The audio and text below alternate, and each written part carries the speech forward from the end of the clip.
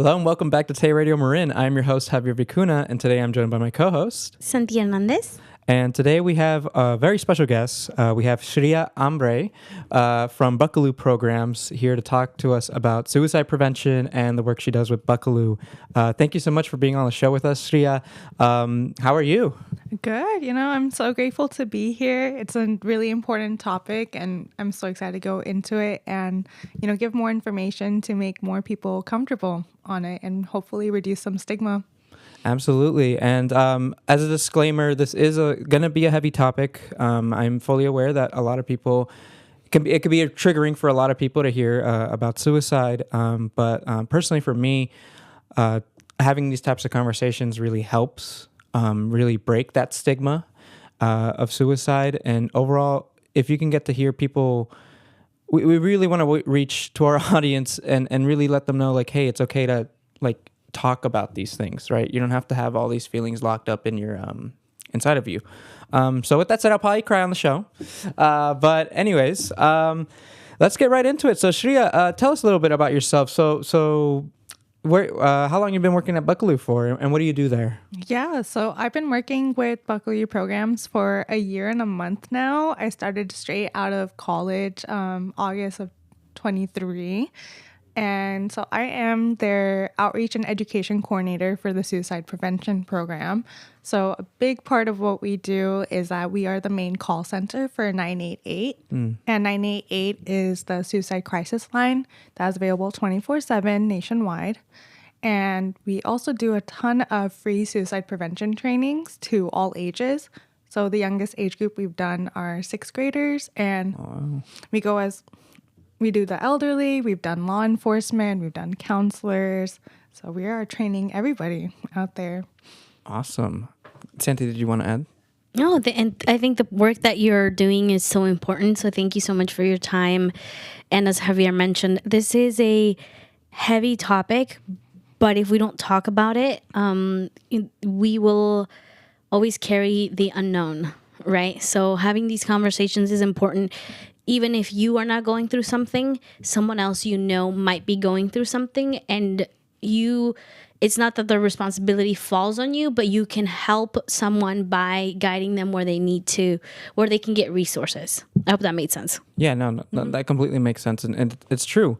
You know what I mean? We have these thoughts, especially growing up. I guess I'll say, growing up, I wasn't really taught to share my feelings, or that my feelings were okay. I just have to keep that I think it's a very cultural thing, right? So coming from a Hispanic culture, it's not really common to talk about your feelings and stuff like that, or it's not taken too seriously. If you're having a bad day, they're like, oh, well, you're just being annoying or something. You know what I mean? You don't know what you're doing.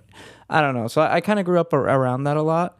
But I really felt like those first signs of holy crap, I'm not feeling too well about my mental health and what mental health really was. I had my brother pass away in high school, and that really the thing is with me, and this is one thing I definitely want to discuss with you guys, is I think everyone kind of feels these feelings of suicide or these feelings of depression differently, as in for me, what I've come to really understand is that I don't feel a sudden impact. When it happens, I guess I'm put in a state of shock where I don't really fully understand it until 3 or 4 months later. I'm oh, now I'm starting to have those thoughts and feelings now. You know what I mean? Mm-hmm. I don't know if you guys want to add to that. Go ahead. Yeah, no, it is. There's a lot of cultural aspects that go into mental health. I'm South Asian, I'm Indian, and growing up, there was so much stigma around mental health, was not talked about in my family. And then it showed with how I reacted to everything going on. And I honestly think that if I didn't have my own moment of crisis when I was in middle school, I don't think I would have these type of conversations with my parents today like I'm having them now.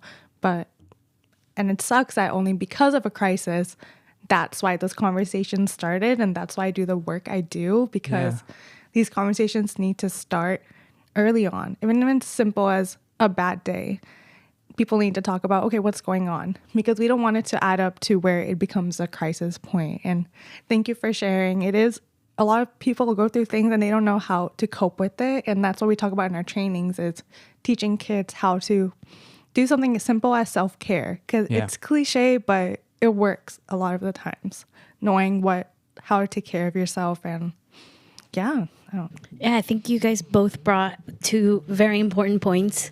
One is the culture part, or, you know, in Latin America or Hispanic households, there's a lot of, I think there's definitely a big disconnect between our parents' generation and our generation. Oh, absolutely. And I can absolutely, maybe you feel the same way in any culture. There's always that disconnect. And in my case, because we're talking about mental health and all of this, I have learned so much that there are times where I feel that I can't express certain things with my parents, not because you don't trust them or anything. It's just it's just I've realized, and it's gone over and over, when I say I'm going through something, either my mom is not trying to hurt me, it's just she can't understand that what I am going through is different from what she went through. So there were times where my mom will be like, but you know, when I was a kid, you know, I didn't have this and that. Right. Mom's so the same why are exact you way. struggling?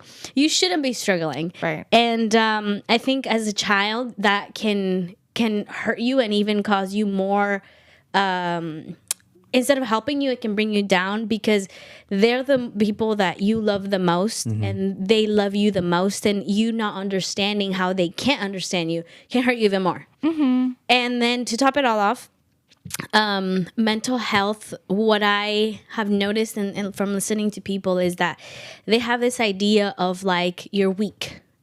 You're something happens to you and you can't stand it. You can't stick up for yourself.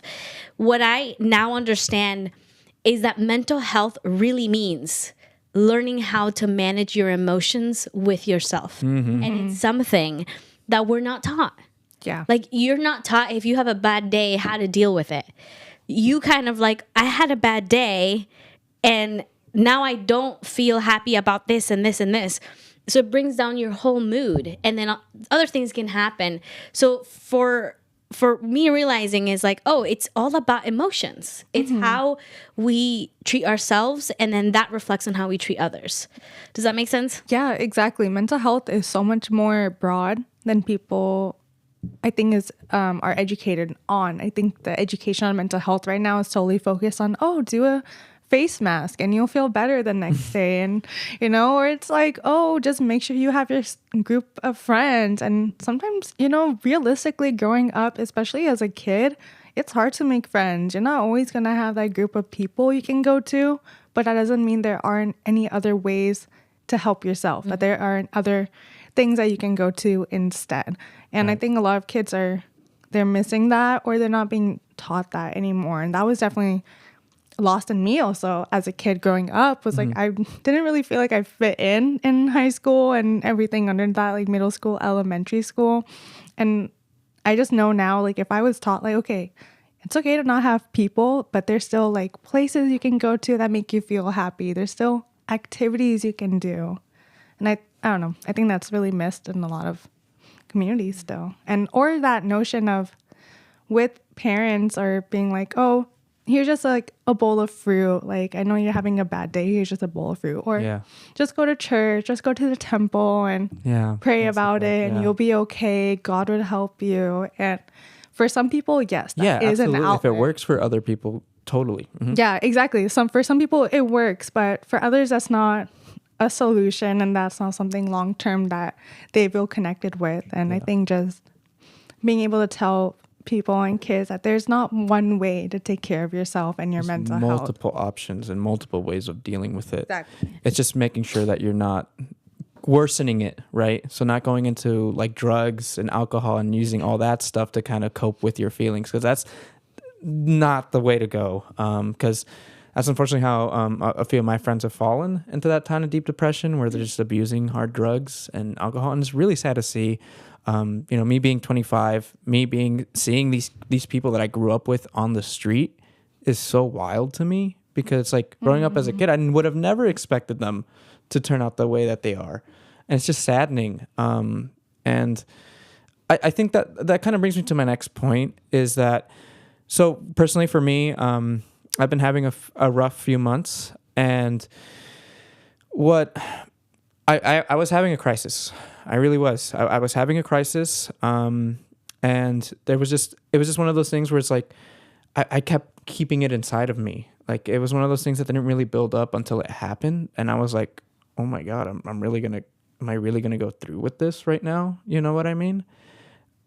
I mean, look, I mean, I'm here. You know what I mean? And it starts by saying that it's like, I'm here, I'm present, I'm alive, and I need to continue doing, because that's the one thing. And I think you guys can share a bit more about this too. But one thing that I've really come to realize is that I didn't value myself enough. I wasn't valuing myself enough when having those thoughts. Like I was like, okay, if I go through with this, what's the impact that it's going to leave? And then at first I was like, no one's gonna care. No one's gonna care if I leave this earth or anything, right? That's the initial feeling that I was feeling, that I had. But then I was realizing it, and I first started talking with my friends. Like I just had to reach out to my friends and be like, my different friend groups, and be like, hey guys, like I'm not doing well. Like I'm really not doing well. Like I'm genuinely, like I'm having a crisis. You know what I mean? And I'd call them at like 1, 2 in the morning, and they'd be there.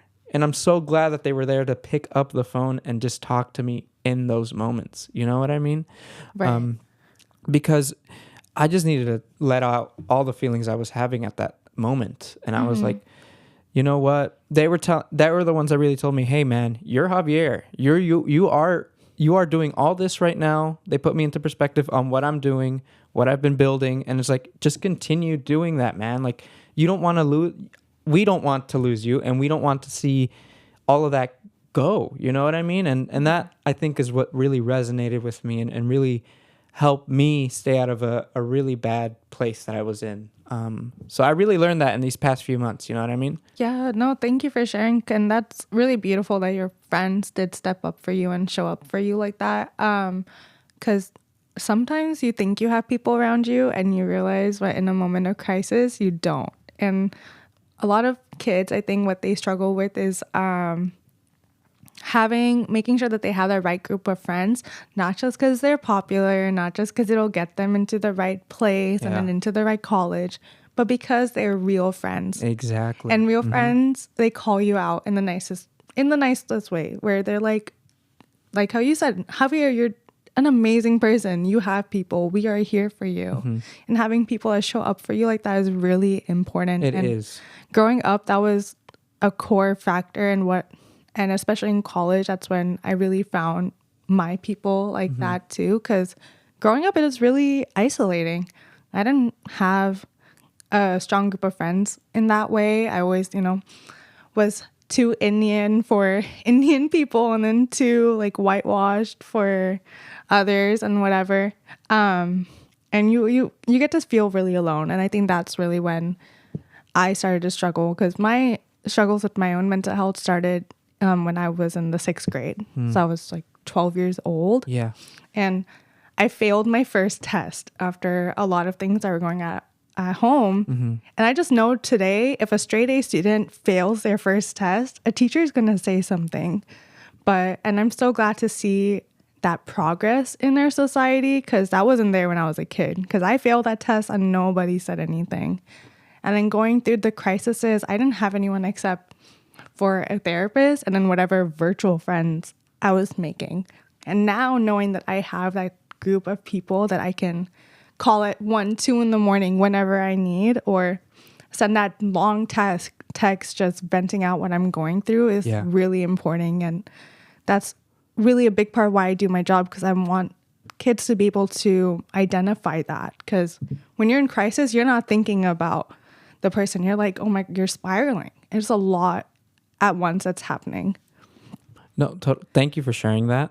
And I totally just wanted to add that, again, it goes back to like understanding, like being next to the right people. I really like what you said there about having the right friend group, right? Because if I didn't have the friend groups, because I was saying I have multiple friend groups, and I know that if I were to tell a certain friend group of how I was feeling, I know I wouldn't get the support or the kind words that I would get from them, because they're all very different. All my friend groups are very different. But I'm so happy that I had this friend group in particular to help me out and just like tell me, hey man, it's okay to cry all you want right now, you know. And it also helps to hear their perspective on how they've been how they've had similar feelings. Yeah. But before I delve into that, Santi, did you want to add something? Yeah, well, first, Javi, and I'm gonna mess up your name. Shriya. Shriya, thank you so much for sharing. It's really, I understand how vulnerable it is to share those very personal moments in life. Sorry, my voice. And what I can say is it's very important. I agree with you guys to have supportive friends and family around you. And this Javier knows suicide is really close to home for me. In my circle, we've had to experience, loved ones pass away because of suicide. And that has taught me a lot, and I'm very open about it because there are many things I learned, and one from experiencing what happened through our family members, but also as an outsider, and also having moments where you feel that overwhelming part of emotions. And when I have, and if I'm wrong, please correct me, is the reason why we head to these thoughts of suicide, ending my life, no one cares about me, is we want to be accepted, we want to fit in, and we feel as there is no solution to our problem. Exactly. And it can be the smallest thing to you, but it could be the biggest thing to me. Like when you mentioned how you were 6 years old in 6th grade, not 6 year olds, in 6th grade, you failed a test. And if I were to talk to you about my brother failed everything. That did not affect him. But I was a scholar in my family. And I remember when I had also a scenario at school, and wrong circle of friends led me to be suspended for 3 days. And I was a good student. Like everything I've done, I've never been in trouble. And all of a sudden, I felt like my world was crushed in many ways. Right. But that wouldn't affect my brother. My brother would have been like, oh, I'm in trouble. It's fine. So the reason why I brought it up is because those are things that maybe there are things that to you feel the end of the world, but to someone else it doesn't. But the reason why we head to those, my life is not worth it, how can this be possible, is because we can't find a solution. Yeah. We see no way out. And the best solution that we can think of is we want to end our life. Like no one's going to care about us. But from what I have experienced with losing someone, no, there's always a solution. Yep. They might not be the solutions we like and want, but there's always a solution. And when we feel like we're alone, I have to remind myself and remind people around me that nothing was ever built by one person. No one succeeded alone. They needed to have a team. And so we also, in certain circumstances, it's okay to reach out.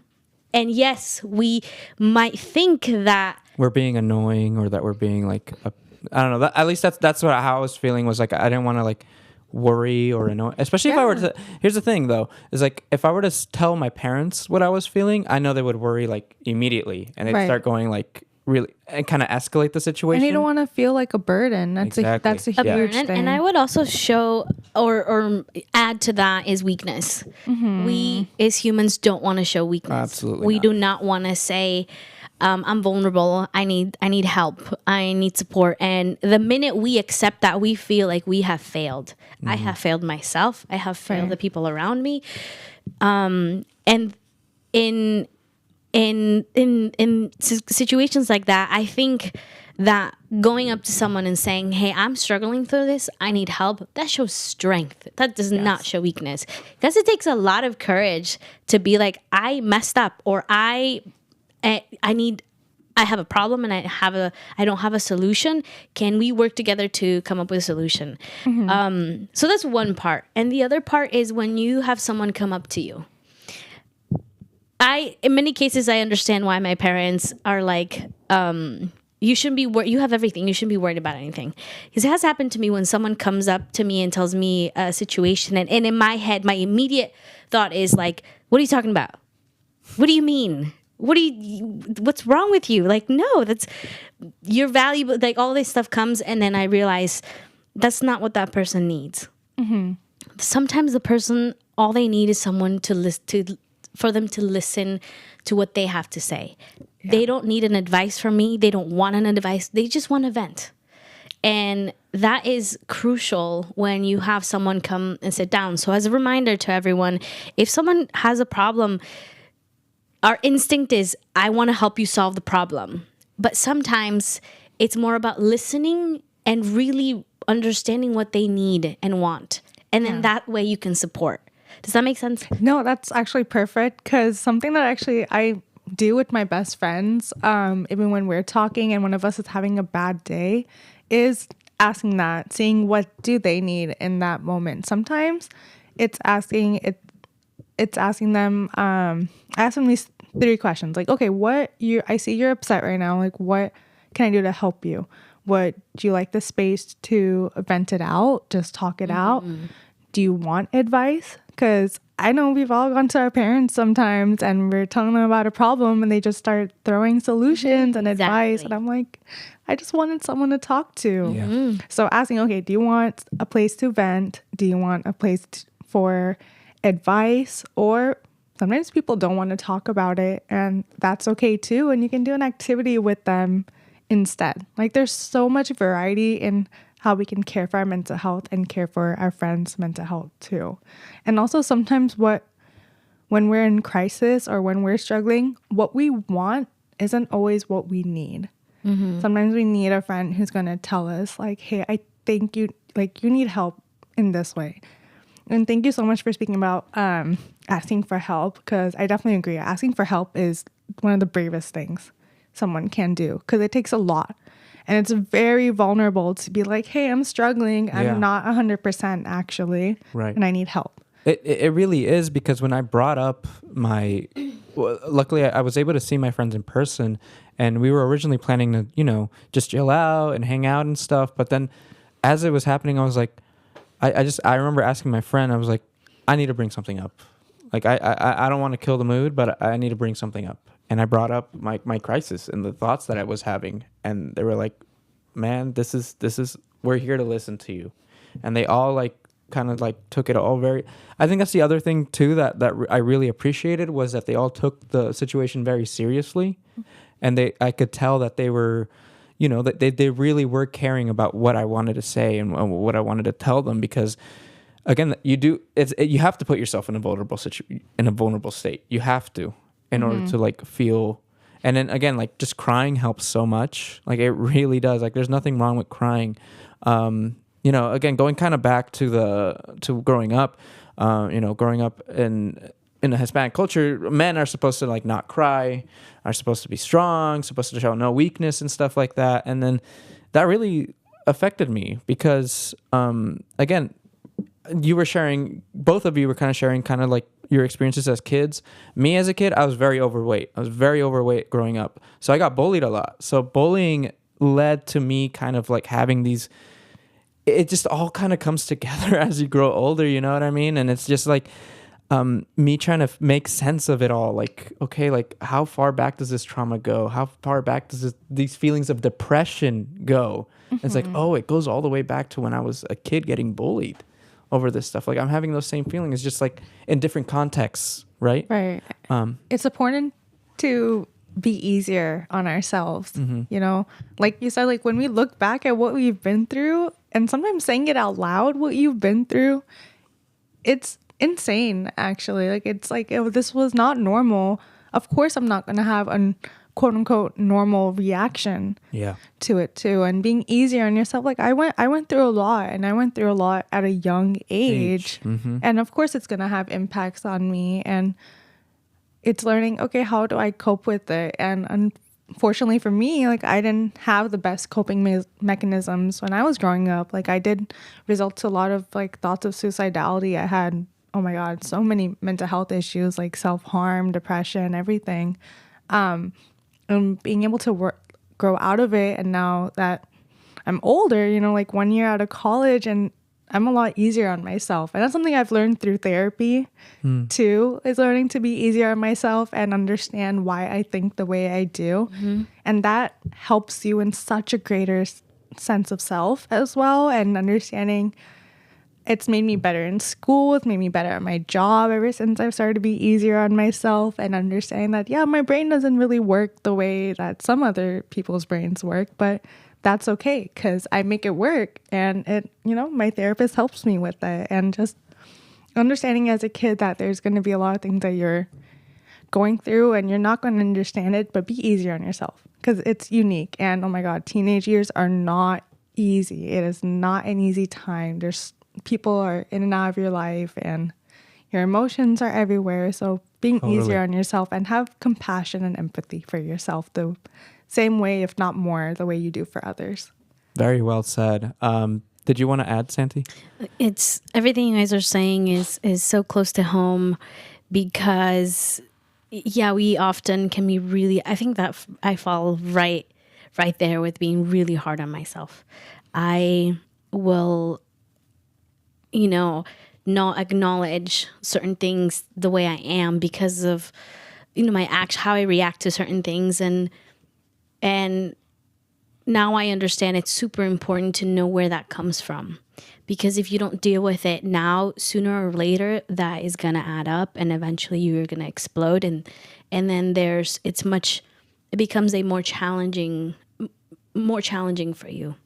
Right. So if you're going through, for example, you know, Javi, you mentioned you had, when you were a kid, you were overweight and you were bullied, and that obviously as you grow up carries on. Yeah. So I definitely encourage you all to go back and look at your childhood. Was there anything that happened in your childhood that you need to heal? And by healing is acknowledging that it happened, and then finding ways for you to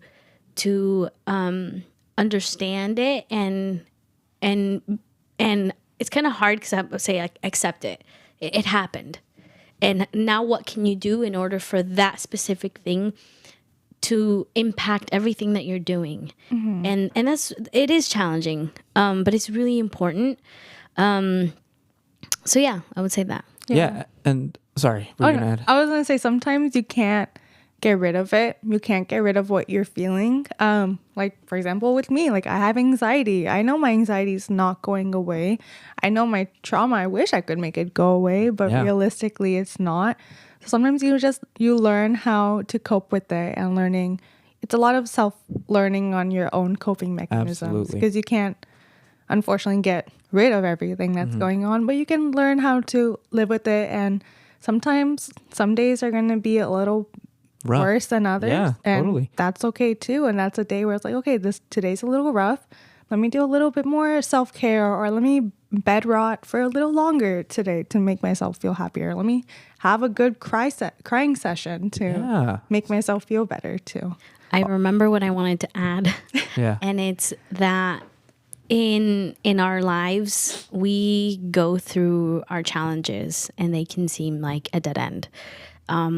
If it can feel like there's nothing you can do, and that how come this is happening to me, and for the lives of other people's lives, like they're doing so many things that it seems like nothing is going on, right?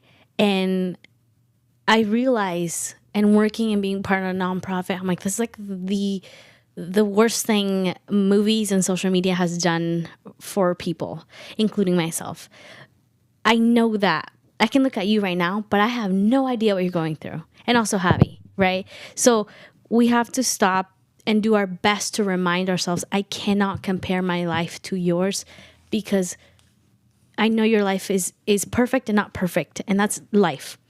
Because we're always going to have up and downs, and we just have to understand that's life. It will never be a straight line. Yeah. And once we understand that, we can know, like, this is just happening right now. Everything's going to work out. Maybe not the way I want it, but everything is going to fall into place. I have another day. I want to keep going. And that's just life. And again, when you don't understand that, you can beat yourself up when saying that person has a way better life. They haven't worked as hard as I am. But they're going through a completely different challenge in their life that you're not going through. Right. So something I wanted to mention. Yeah. So you both shared very, very great points. And I want to add by starting like the coping, right? Like, how do you cope, and how do you like really take these feelings? Because you're right. These traumas, they don't go away. You know, I still have these traumas still in me. I know that they're there, they're present. Like you said, yeah, going to therapy definitely helps in understanding the traumas. And I'm glad that you mentioned that, because that's another great way of just being able to express your feelings, especially talking to someone who, you know, initially doesn't know who you are. It's really good to have like a fresh set of ears hearing what you have to say, right? Especially an expert. But yeah, I mean, for me, these traumas that I've carried, they come and go. Right. Like sometimes like I'm like, I just wake and they come in such unexpected places, right? Let's say you had a great day, you know, you had a great Monday, and then you wake up on Tuesday and then you're like, whoa, what is this, like this pain that I'm feeling in my chest right now? Like, and like I slept well, but something's wrong. It's like grief in a way. It right? is grief. Like grief is up and down as well. Like I lost a friend during the pandemic to cancer, and I'm really sorry to hear that. Yeah, you know, she was amazing, and that grief comes and goes too, right? Like a random Monday, I'd be like, I'm missing her a little bit more today. And sometimes that's how you feel with your own traumas or where you're going through too. It's like you can't sometimes pinpoint a reason as to why you're having a worse day today. So yeah, you're completely right on that. So something that life is up and downs, and as kids you don't understand that, but the more you come to accept that sometimes that is the way it is, and it makes it easier for you to be like, okay, today's that day and I know what to do now, because I know that these days are going to come. And part of the understanding too is looking back, right? Like you guys have been saying, is looking back at the past, seeing like, oh, I've had these feelings before in the past. I've been able to get through those feelings, or I've been able to cope with this. Yes. It's just, this pain is fresh. So it's like, that's why it stings more, and why I have these feelings, these hurt feelings. But then I come to realize, like, and it is really true. Time does heal you. Time really does heal you. It really does. I know time can be time is infinite, right? So I know it's really cliche to say, but it's true. But over time, like, I look back and I'm like, oh, I remember that time in 2015 where I was feeling like this, and I'm still here. You know what I mean? I'm still present. Like, all those feelings, I had them initially, and they felt like the end of the world because they're so fresh.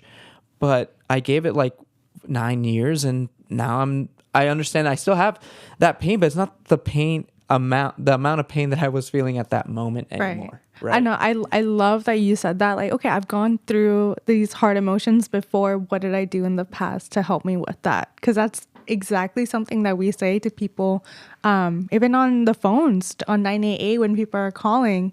Because it is true at times. Like, you, in crisis, sometimes you forget that, wait, I have been through this. I know my coping mechanisms. And being able to ask yourself that is such a big step for taking care of yourself too. So that's a great point, because that's something that we use in mental health, and as a therapist, as a hotline counselor, we ask that question all the time. Totally. And actually, so Santi, did you want to add? Go ahead. Okay. What I actually wanted to delve into more is, so you've tabled at a lot of events. What have you heard or seen in the community right now in terms of like how they feel? I mean, like you said, you're part of the crisis line. So let's start there. Is like, what have you heard from teenagers and how they've like, what kind of issues? What have you kind of learned from being part of the crisis line? A lot of it it's been 50-50. Like, some kids know about 988 and some don't. And 988 is pretty new, right? It is. It used to be a longer number. It was like 1-800. There's a Logic song that's named with the number. Yeah. Yeah. Oh, yeah. You're right. So we changed to 988, I think 2 years ago in 2022, I'm pretty sure. And sorry, can you repeat the question? Yeah, no, you're good. Yeah, totally. So being part of the crisis line, what have you learned or what have you heard from teenagers as to what kind of feelings they've been having and all that kind of stuff? Yeah, it's honestly a lot of things these days is around social media. Like, it's cliche. I know we all hate to hear the adults talking about kids, get off your phones, off social media. And look, I'm obsessed with TikTok too. So I am no like culprit or whatever you call it. But social media is a huge one because it's really hard, right? We say, oh, make sure you keep your real friends around. And that applies to social media too, making sure that people you follow on social media are people you actually like. Because I know, like, for example, my little sister like dealt with cyberbullying and it was really hard for her. And I know this relates to a lot of kids where it's like, no, I can't block this person because they're in my class. And I'm like, well, it doesn't matter if they're in your class if they're not making you happy in person or online either. Or in general, just seeing this perfect life that people are living on social media. Because that's something I struggled with during the pandemic, was seeing all these influencers just living their life and looking perfect every single day, or always having something to do, always having the right body, the right people. And that gets to you, and that still gets to kids a lot. Is Totally. like, no, not it, this isn't normal. Like the way that social media is not normal. And I love social media, but it is very toxic. Or when you're just following a bunch of people who do not relate to you at all. Like something that I've changed since the pandemic because of my own complications with social media and body image and all of that is making sure I start following people like me and with mindsets like me, if that makes sense. That's so important. No, you're totally right. It's the same thing with the friend group. Surrounding yourself by friends who have similar interests to you and who want to grow, right? Because I have a friend group. I have a friend group that I've had since since elementary school, and they're all great people. You know, they're my friends that I've had for a long time, but they're not growing. They're not doing anything to grow their careers or anything. I'm the only one in that friend group that's really like gone to college, finished college, and has actually done something with their life and is looking to continue. They just kind of like the status quo, and that's fine. There's people like that, you know what I mean? But I'm glad that I've been able to be more open with my creative friends, and they've been more supportive in that aspect. And again, it's just so important, like you said, surround yourself and follow people that you really line up with what you like to do. Yeah, follow your gut. Like my gut when I was in elementary to high school, I've been doing mental health work since I was in high school. My gut feeling has always been I want to pursue my mental health career. I'm in it. Yeah. But what I was told in high school was like, mental health, that's not a career. You can't do that. Like, that's weird. And imagine if I stuck to what everyone else was saying. Right? Especially in a South Asian dominant community where everyone's like engineers, lawyers, doctors, and I'm like mental health. So really, really try and focus on what your gut is telling you and what your mind is telling you, what your heart is telling you. Because that, once you start following that a lot more, or simple as like me following more South Asian people on Instagram, like those small changes really impact your mental health. Yeah, the social media is a great tool. I have a love-hate relationship with social media. And the reason behind it is because my family, we have many businesses, and social media is a great way to get more, grow our business. Right. And then the personal aspect comes in, and I've always struggled with making sure that I don't get lost with social media.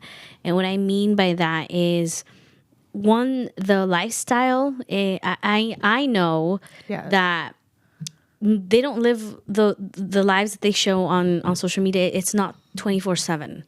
We get to see like maybe 2% or 1% of what they're actually living, and it's easy for someone to be like, again, as I mentioned, we want to we start asking questions. That's not fair. How come they have this? How come I don't? And sometimes you find people who have similar stories as you, and they still have a little more than you, and you question, and that's where the thoughts come in, right? Where am I doing something wrong? Why is this happening? And so for me, social media, I really focused on following things that will help me grow and that can push me to push myself even more in a healthy way. And I got that because I have mentioned the stories over and over, but because it's something that I look back to all the time when my coach talked to me for cross country. And cross country, you'll think like it's a sport. It's a team sport, but it's an individual sport. And he always talked to us that, and he would ask us the question, "Are you racing with the person next to you?" And ideally, you say yes. And he said no. And the race that you're running, it's with you.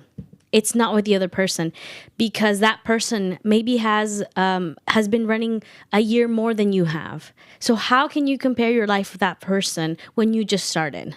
And that really got me to the perspective of like, I have to remind myself that yes, we might have the same story, but we are in different stages of our stories. And I cannot compare that. Yeah. And so with social media, you always got to remind yourself that. And because if you don't, then your own mind can start playing with you. Your mind is your best friend and your worst enemy at the same time. Right. And if you don't know how to control it, it can be your enemy.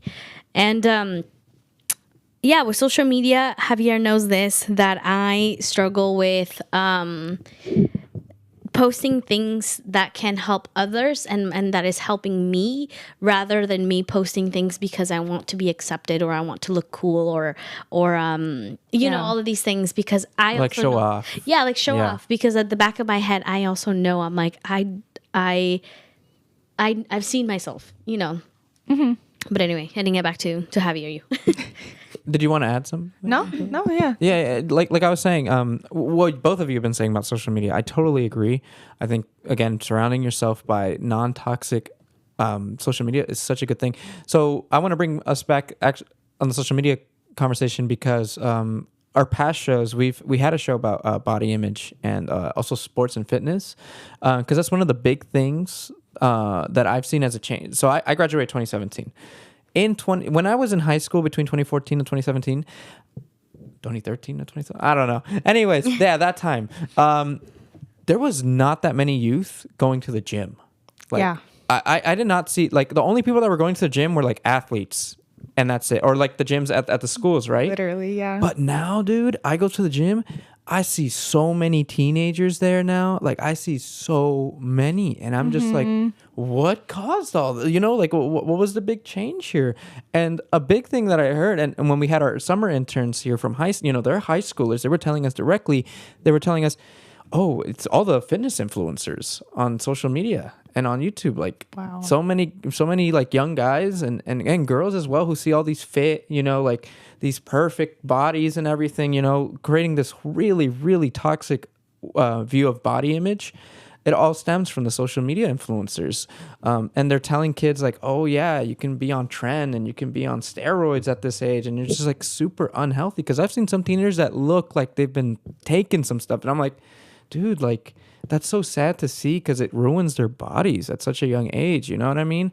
But there's like, one of their biggest insecurities are like, yeah, I see these guys on social media and they're ripped, and I want to look like that. So I got to follow everything that they do. Right. And because it's like, that's the thing that I don't think I was ever really taught, is that like everyone's body is so different.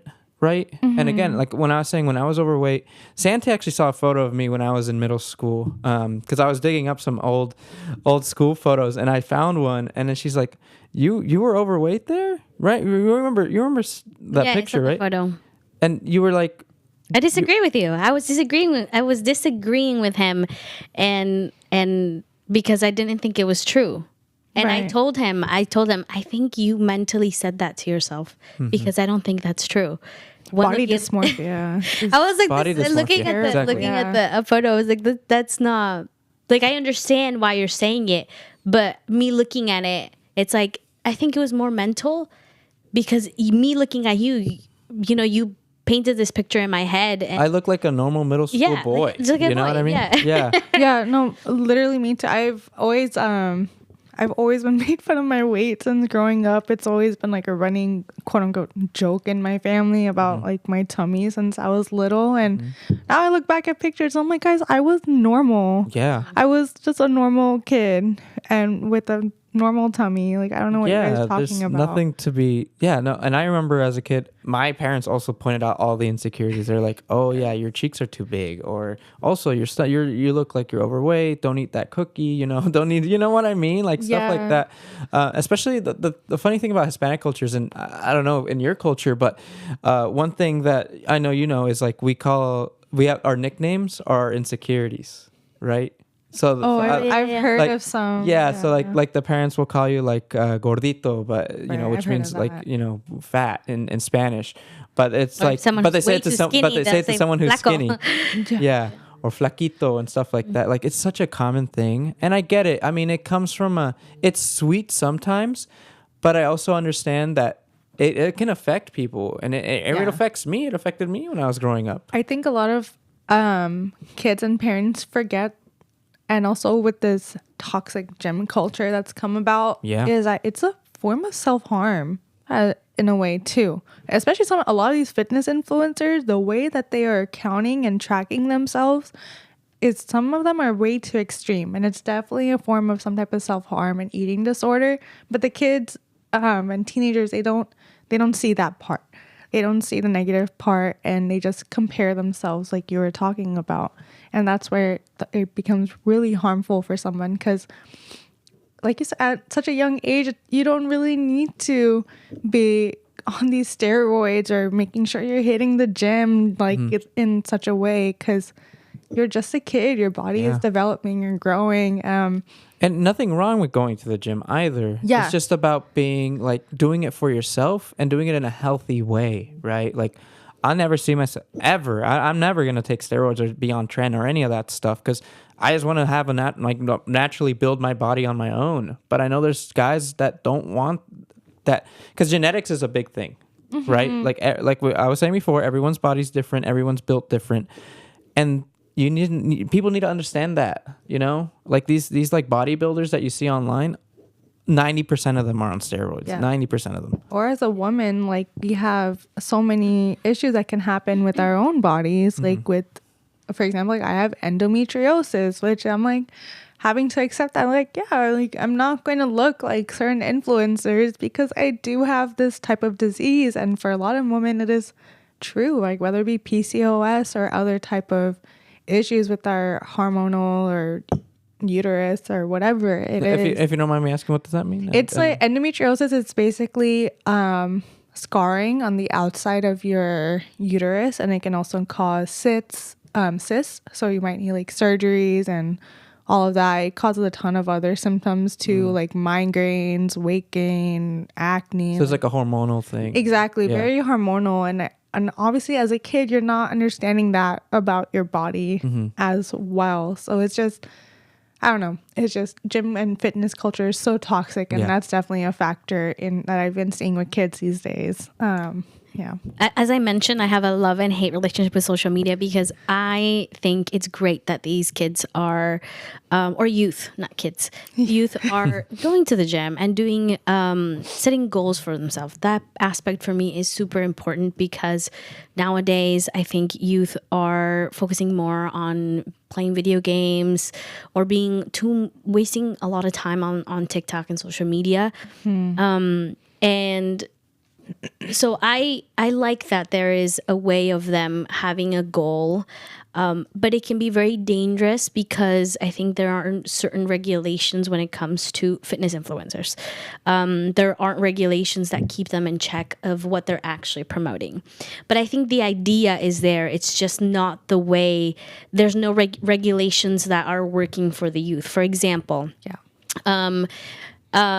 in my case, I do follow certain people, but they're people that I like their message, meaning they bring up these topics about my body's different than yours, and this is, women go through these stages that men don't go through, or biologically speaking, and those things need to be accounted for. For example, certain circumstances are different, and social media is a great tool, and the internet is a great tool to learn more about your body.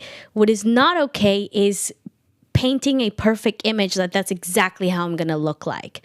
I think that's where social media becomes dangerous. And again, the regulation part, because a lot of the influencers, they come from their own experience, how they got there, but there's very few who have the credentials to back it up. I am certified here and here and here, and this is my, I'm credible to say all of this.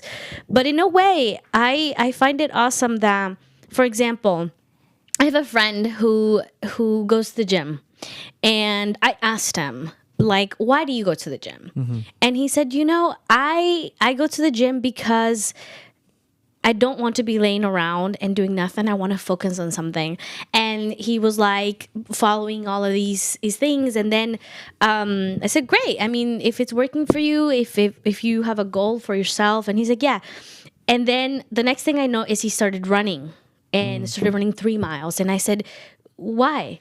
And he said, because I feel like I need to have a goal and work for something and challenge myself in a good way. How can I push myself? How can I be better? And he was telling me, like, I've been following these runners that run marathons and stuff, and they're sharing their tips and ideas that can help me according to my body. And he started working, and now he's running, and his goal is to run half a marathon. Wow. So that's where I say I have a love and hate relationship with social media, because there's that part that can where influencers can positively, really positive, inspire and push people to start running, to start swimming, and all these stuff. But the regulation, the concept of like youth taking all these things, that's where it does become tricky. And you need to be safe and remind yourself that don't paint a perfect picture that's exactly how you're going to look, because there's so many things that play out. And you mentioned it, Javi, your genetics, biology, so many things that play out. As long as you are careful with that, then yes, the internet is a great tool for you to learn. And I just wanted to bring that up because that has happened to me a lot, where I question, I'm like, do I like social media? Do I not like social media? I think the best answer I can give is too much of everything is bad, and too much little of something can also be bad. You always need to have a balance in things that you're doing. Yeah, I completely agree, because I was just going to say that, like, fitness is great for you. It's so great that kids are getting into fitness. And I think, as equally as it can be a form of self-harm, it can also be a coping strategy for a lot of people.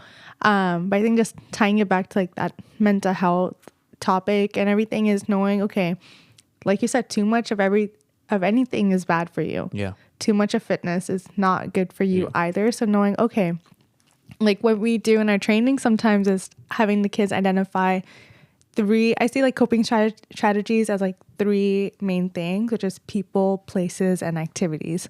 So knowing, okay, I like video games and social media and fitness as activities that help me when I'm not feeling okay, but too much of anything's not good for me. So try something new. Exactly. Yeah. What are some places I can go to? Who are some people I can go to?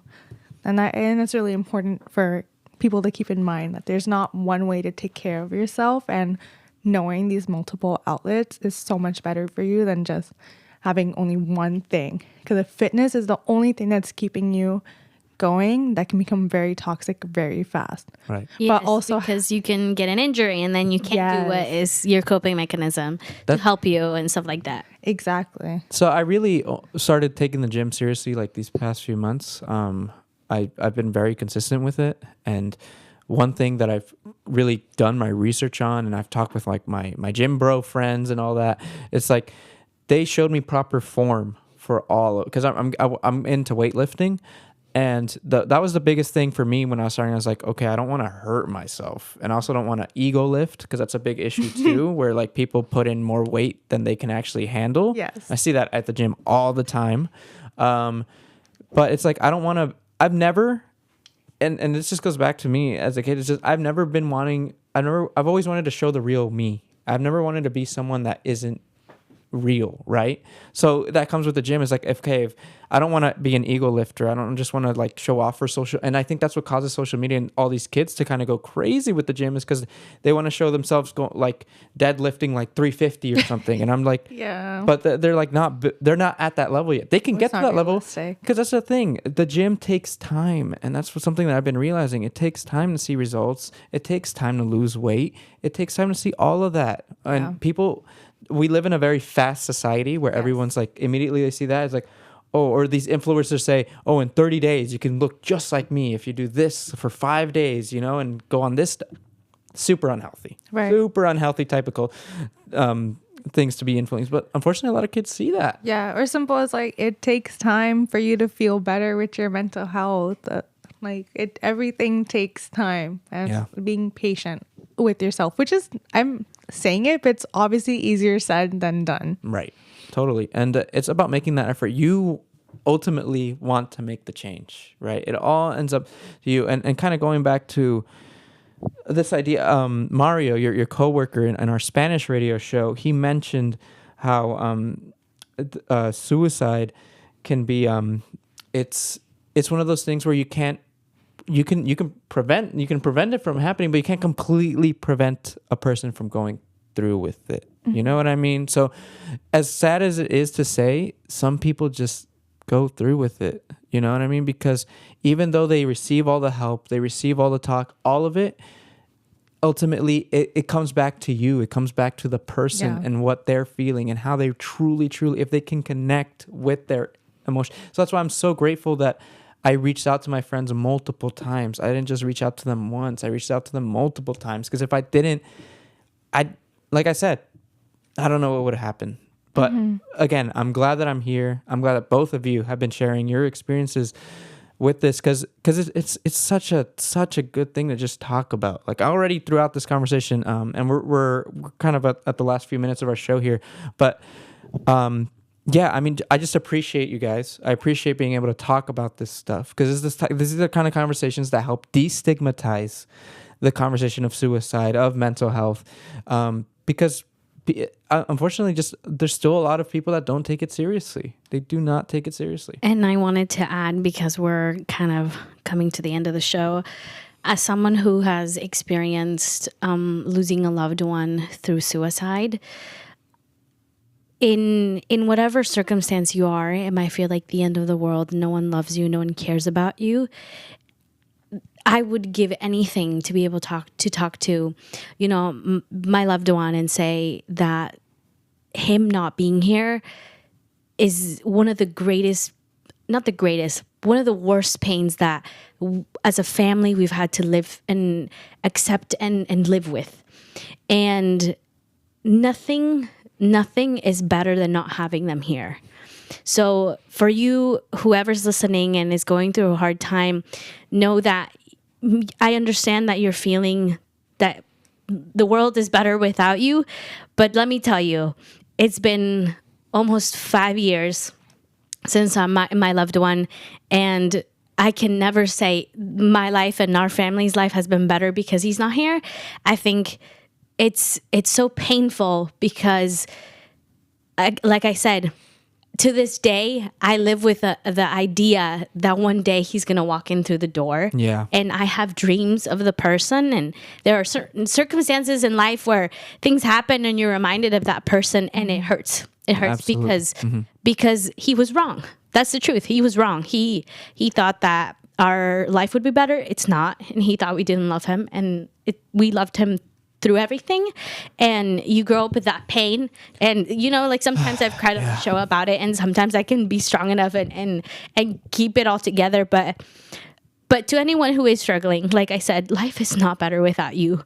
No one's life is better without it's not. you. And the world might seem like it's ending and you're the only one going through it. No, we all go through our stuff, and we want you here. That's the truth. We want you here no matter what, no matter how big your problem is. We want you here. And there's always help, like the 988 number. Yes. Always call or text the 988 number. That is such a valuable resource to have within you, because I know that there's some people who are having these thoughts and they don't have anyone to go to. Exactly. I totally get that too. I totally understand it. but there's a number, and that's 988. Yeah. And I know that when I was struggling with my mental health growing up, that if I had 988 as a resource, I definitely would have called it, because just so everyone here like knows about it, 988 is 24/7. It's call, text, chat, and also available in over 140 languages. I was going to mention that they have other options of language, Yeah. which is That's really good to the hear. language barrier is how do I explain it? Many things have been because of language barrier. Yeah. And 988 has so many options that even if we're trying to help someone who doesn't speak our own language, they can get the help. Yes, It has an LGBT line. It has a Spanish line is our biggest one. We also have American Sign Language now, and a veterans line. And it's people just like me behind the phones. I went through the training. I know my amazing coworkers that I work with that have gone through the training. Like, we are ready to help you. It's real people behind the phones. I mean, you are sent to an automated message for like the first But it connects 45 you to a real person. Yes, and then you're connected to a real person just like me behind the phones. Awesome. Well, we're at the end of the show, but Shriya, thank you so much Yeah, thanks for for having me. participating and for the work that you're doing. And Santi, thank you so much for both of you for sharing your experiences again with this topic. This is part of the fight. This is all part of the fight and the continuation of creating, again, destigmatizing suicide and mental health. And I'm really grateful to have had this conversation with you guys. So thank you all for watching and listening. We'll catch you all at the next episode of Tay Radio Marin, and we'll catch you guys later. Take care, everyone.